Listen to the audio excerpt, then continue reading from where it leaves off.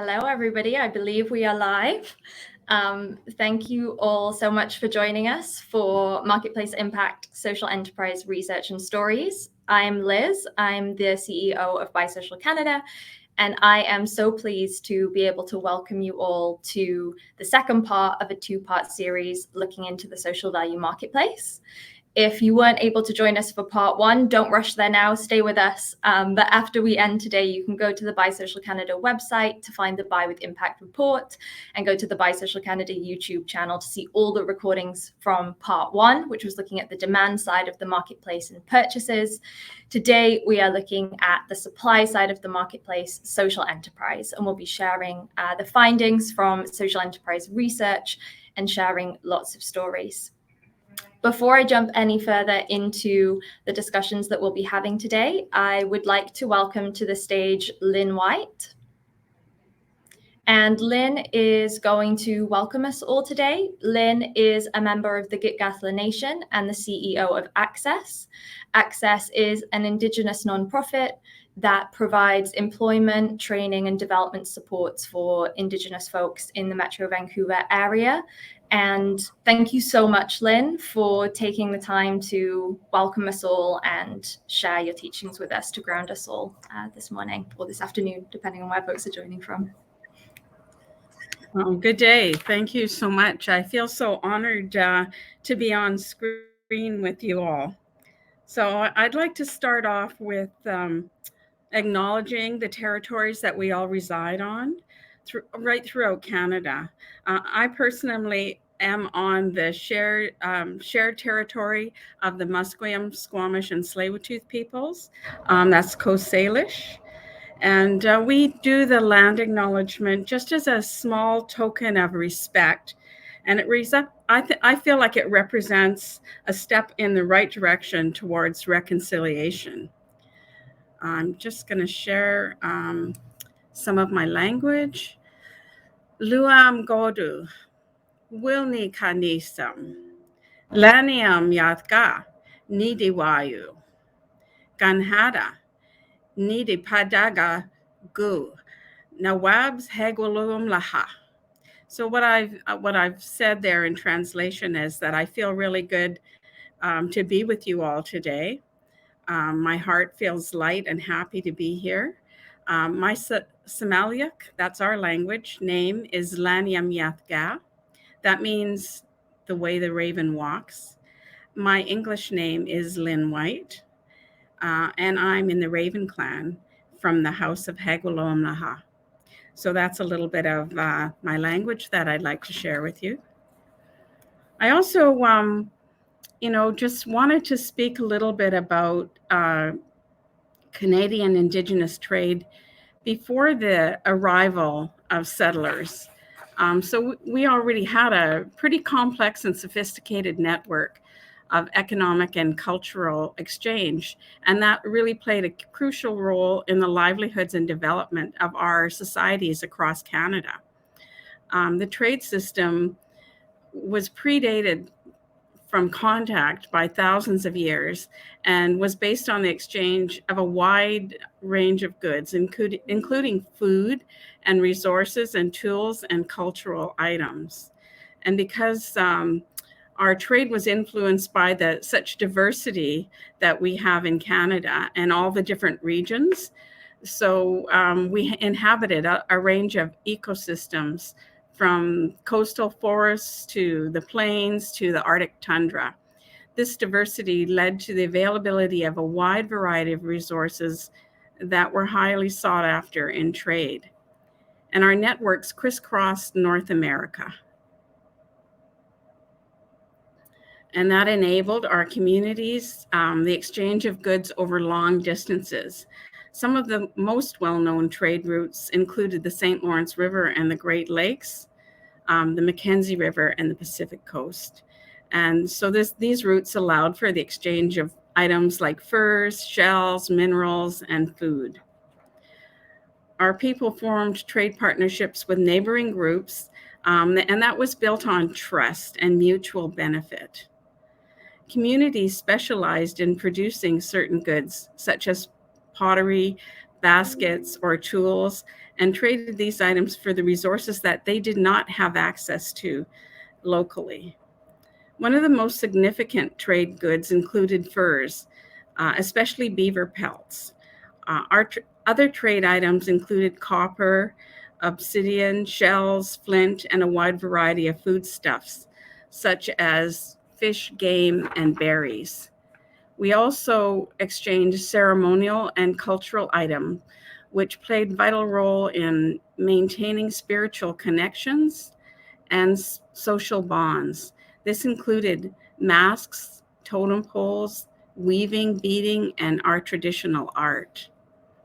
Trade had a significant impact on the social structure of our societies, and trade chiefs or leaders emerged in many communities as key figures responsible for facilitating and overseeing trade relationships. And these leaders often played a pivotal role in diplomacy and maintaining peaceful relations among different groups. And many Indigenous cultures incorporated trade into their rituals and ceremonies. The exchange of goods often had a spiritual and symbolic significance, reinforcing the interconnectedness of communities and the natural world. Through trade, Indigenous groups not only exchanged goods, but also shared knowledge, technology, and cultural practices. This contributed to the rich diversity of Indigenous cultures in Canada. Indigenous trade practices were typically sustainable with a deep understanding of the environment and the need to preserve resources for future generations. Overharvesting and resource depletion were generally avoided.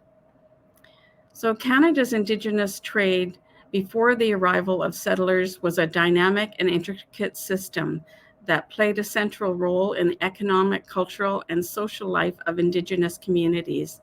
It was marked by a deep connection to the land, the environment, and the principles of sustainability.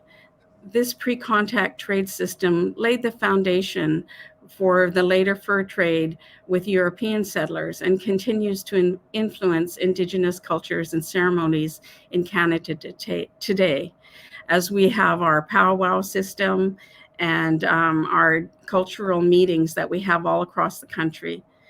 This was and is part of our Indigenous ways of knowing. And even today, these practices are held up in our communities. So finding our way in the world of procurement and supply and demand often proves challenging for many of our people as we negotiate through all of the legalities and the red tape required for today's trade with larger society.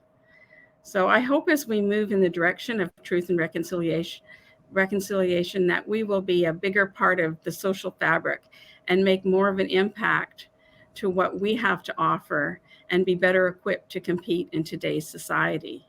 Wow. So that's a little bit about how we handled our trade in the past and hopefully how we can move forward. Thank you so much, Lynn. Thank you, as you said, for, I think, really grounding us in the past, but also encouraging us to reflect as we go into our discussions today, how this impacts the current situation and the future as well. I really appreciate you sharing your learnings and your teachings with us, and I hope certainly created a sense for me of being excited and open to self-reflection and discussion with everybody today.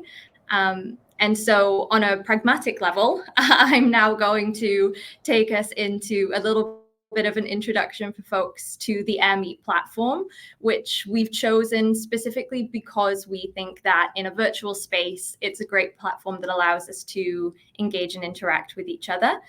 So for folks who may be new to AirMeet, if you go to the top right-hand side of the screen, you'll see people. If you click here, you can see everybody who's here with us today.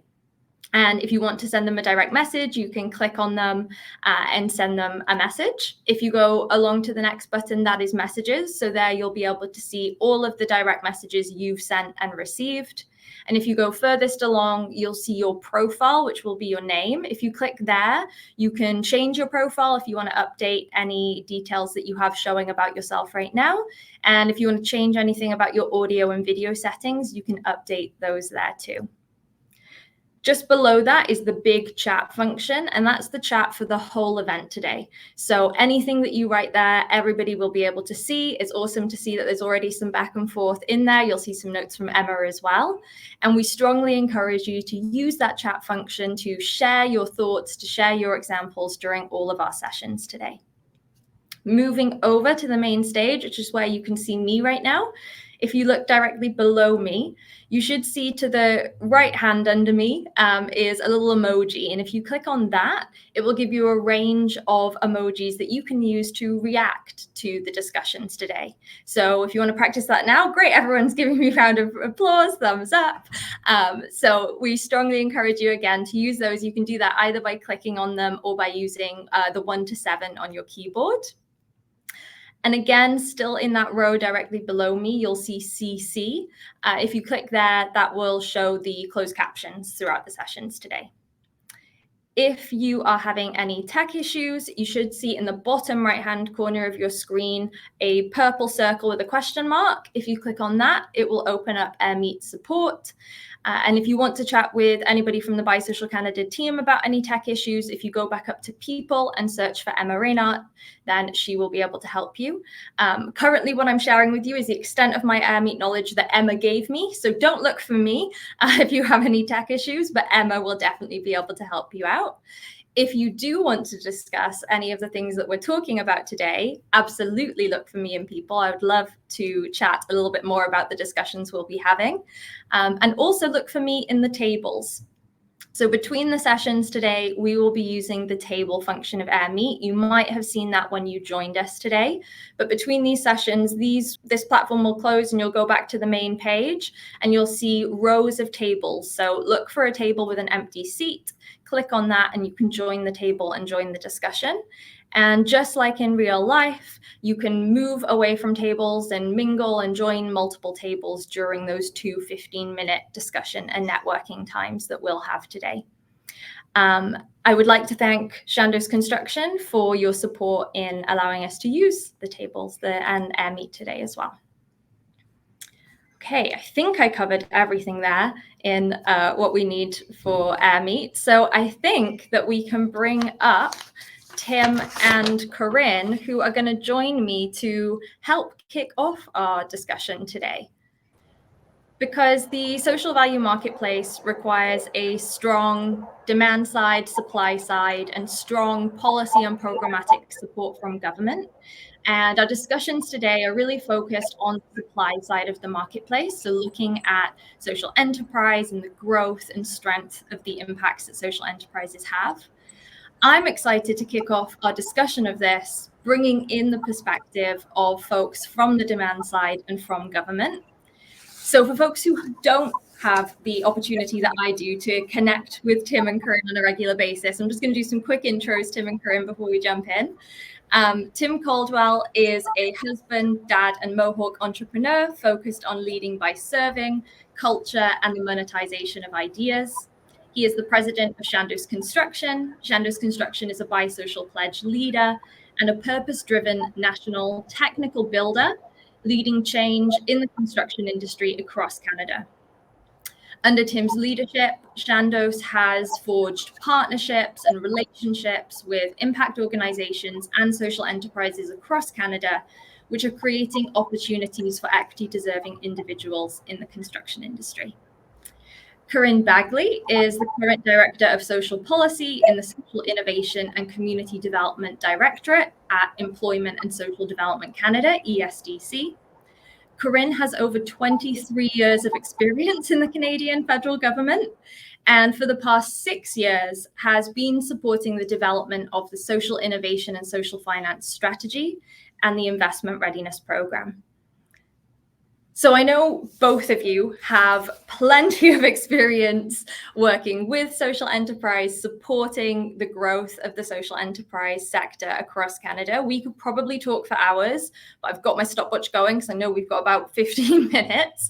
So I'm going to jump straight in and kick us off with our first question, which, Corinne, maybe I'll come to you to ask, can you share a little bit about what you see the role of social enterprises being in supporting both the economy, but also, as we've talked about, these social issues that so many of our communities are facing? What role do you see social enterprises playing in building healthy, thriving communities? Thanks, Liz, and hello, everybody. Thank you for having me here. It's a real pleasure. Well, I think my answer to the question, I don't think I have to convince people in this event just how important a social enterprise is. Certainly they bring that an alternative, sort of alternative to our traditional economic model, and they really help address the growing inequalities and the sustainability challenges that we're facing today. So here at ESDC, or I think everybody knows the acronym, but at Employment and Social Development Canada, which is a federal department, I have the privilege, and I have to say that honestly and sincerely, in the role that I have, and we work in both the economic and social policy. We kind of work at that nexus, and it's so critically important to the work that we do. And social enterprises are vital partners in building that inclusive and sustainable economy. They integrate marginalized populations into the workforce, so they not only offer those economic opportunities, but they also contribute to social cohesion. They're also, kind of putting on my social innovation and social finance hat that I've been focused on for the past 6 years at the federal level. They're also social enterprises are also a driving force for social innovation. I've seen that firsthand. They combine that entrepreneurial spirit with a commitment to social and community betterment. And they're leading the way. Social enterprises are leading the way in finding those innovative solutions to some of those complex challenges. So yeah, perhaps not a not a shocking answer, but happy to be here and happy to turn it back over to you, Liz and Tim. Thanks, Corinne. And I think, like you said, I'm sure we've got folks joining us from many different sectors today and many different experiences of social enterprise. And I think what's really going to come out in the research as well is that economic impact, as well as that huge social community impact and the intersection that social enterprise achieves, that, as you said, you definitely have experienced throughout your 23 years in government. Tim, I'm going to hand the same question to you from the demand side and from the perspective of a purchaser and another business. What role do you see social enterprises playing in the economy and also in helping to contribute to those healthy and thriving communities that we want to see? Thanks, Liz. And it's great to be here. I will say I am not calling in from my bedroom. I'm calling in from a hotel room in Vancouver right now. I travel a lot. But, when I think about the role of social enterprises, just in the context of our business, we as a technical builder can't do the social work that is sometimes required. There's a gap there. And I think that the social enterprise ecosystem, one of their main roles is to help fill that gap. So we don't have organizations like ours trying to figure that out. We're just not positioned for it. And so when you start to talk to buyers like us, and we understand that that gap can be filled and that there are social enterprises that are out there that exist, there's a big aha moment that happens, and the barriers to doing social procurement immediately start to melt away. So I think that's the primary value add from my perspective. I wish I'd known you were in Vancouver, Tim. I'm working from the office in Vancouver today. There's plenty of seats. Yeah. So Tim, I'll stick with you, because I think, as you said, it's really interesting, the leadership that Chandos has shown in social procurement and the way that it provides the goods and services you folks need while also contributing to that purpose-driven mission that you have, but may not always be able to sort of directly achieve yourself. Could you share with folks a little bit more from that demand side social procurement perspective, what Chandos is doing to create demand for social enterprise? And also, maybe I'll just add, sort of knowing the power of stories. If there's one particular story of success that you want to share with folks about what that's looked like for Chandos. Yeah. So we have a lot of power as a contractor in that 90% of the work that we do is a negotiated delivery method, where the owner is hiring us as a trusted advisor to reach out into the local economy and find the best subcontractors and suppliers and consultants and what have you. And so all we've done is we've expanded that to include find the best social enterprises that exist locally in that marketplace. And so the primary mechanism of doing that is we generally will have a visioning workshop with our customers. And my comment is that they're usually blissfully ignorant about what is possible at zero premium capital costs for construction. So we roll up, we have a conversation, and we say, hey, do you know that we could have 10% impact spend and there's zero premium capital cost on this? And their eyes kind of roll back in their head a little bit. And there's a double take and they say, really? And so then we kind of get into like what that all means. So to me, that's the primary leadership function that we do on our work, is just having the courage to have that possibilities conversation. And then if the client is like, yes, we want to do this, we will set goals around what impact looks like. And it's then our job to go find social enterprises that align with the sort of impact that the client wants to achieve. And then we work with organizations like Biosocial to measure and verify that we actually did what we said we were going to do. There's so much, like there's a greenwashing term. There might be now a impact washing term. You got to actually prove that you're doing this stuff. And so we have multiple tools to go through that whole process. But the primary mechanism is a conversation with the customer about what is possible. Awesome. Thanks, Tim. And I think, like you said, it really is. I think that's something that's really, again, coming through today, is that this is about an ecosystem. It's about that interconnectedness of recognizing the value it produces for all of us, and just identifying what are those tangible, practical steps and conversations we need to have to build those relationships with social enterprises. And I know through the work that I get to do with you, Tim, that there's been huge outcomes that have been achieved through Chandos's work with social enterprise. And I'm sure some of those are also going to be highlighted in some of the other discussions we have today.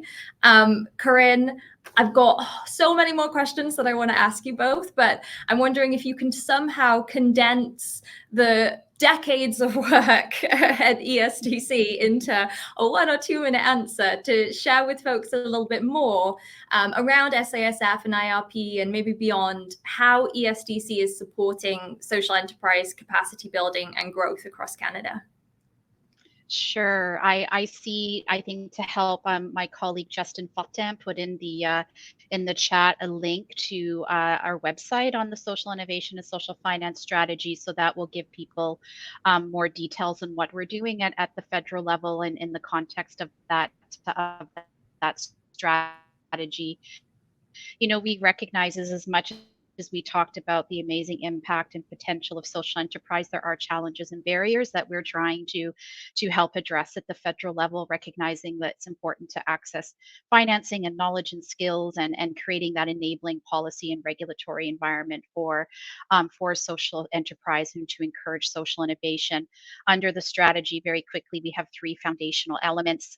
Over the past 4 years, we've invested $100 million into the Investment Readiness Program, which is a capacity building program for social purpose organizations, very inclusive of social enterprise, to build capacity, to access new markets, to take on new forms of financing. That leads to the recent launch in May of the Social Finance Fund, which will provide patient and affordable capital to social enterprises. We have 3 wholesalers in place who over the next 5 years will be investing $400 million into the sector to help foster their growth and sustainability sustainability. We also recently appointed a social innovation advisory council this year, and they are providing advice to the department and to the Minister of Families, Children and Social Development on how we can further support social innovation and social finance. We have a whole range of other programs as well that support nonprofits and charities, like the Black-led Philanthropic Endowment Fund, the Supporting Black Canadian Communities Initiative.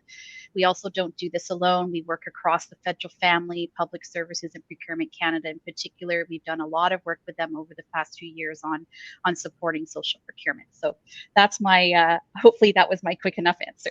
That was awesome. I think we have about 1 minute left before Emma says, okay, we've got to get into the social enterprise research. So Tim and Corinne, I'm going to give you 30 seconds each to motivate everybody with the call to action today. What do you want to see next in the ecosystem? What action do you want to see to further support the social enterprise movement? So 30 seconds. Tim, we'll start with you. Okay. The comment I'd make is that there's been an incredible amount of movement on adoption of social procurement policies with numerous organizations across Canada. I have seen near uniform backsliding on implementation on that across the country in the face of higher interest rates and just a tougher environment from a building thing standpoint. So like, you got to actually do it. It's all just talk until you actually do it. And so you got to have the policy, and you got to actually do the thing that you said you're going to do with the policy. Awesome. You've got to actually do it. I feel like that is a great motivator. Hopefully today, some of the myth busting we'll do through the research and report will get folks sort of motivated and give them some language to be able to address some of that. Corinne, 30 seconds. What action do you want to see in the ecosystem? Well, I think just, I want to see what we're doing under the strategy successful. Like, we want people to access the social finance fund. We want private investors and philanthropic foundations to leverage those investments and invest in social enterprises. So certainly we want to see more access to markets and more governments at all levels creating those social procurement opportunities. And I think more of this, the research that you've done, the success stories, the sharing, the lessons learned, recognizing that a model that works in one community could work in another, perhaps tackling similar problems but in a different community. So more sharing, more peer learning, more collaboration, I think is the key. So more of this. Thank you so much, Corinne and Tim, for joining us, for getting us so excited for the discussions that we're going to have now. We're going to be going into Niamh sharing, as Corinne said, some of the key insights and stories from the social enterprise research. You may be kicked out really quickly back into the tables, but you will be pulled straight back into the next session with Niamh. And I'm looking forward to seeing everyone again in a few minutes. Thank you so much. Thank you.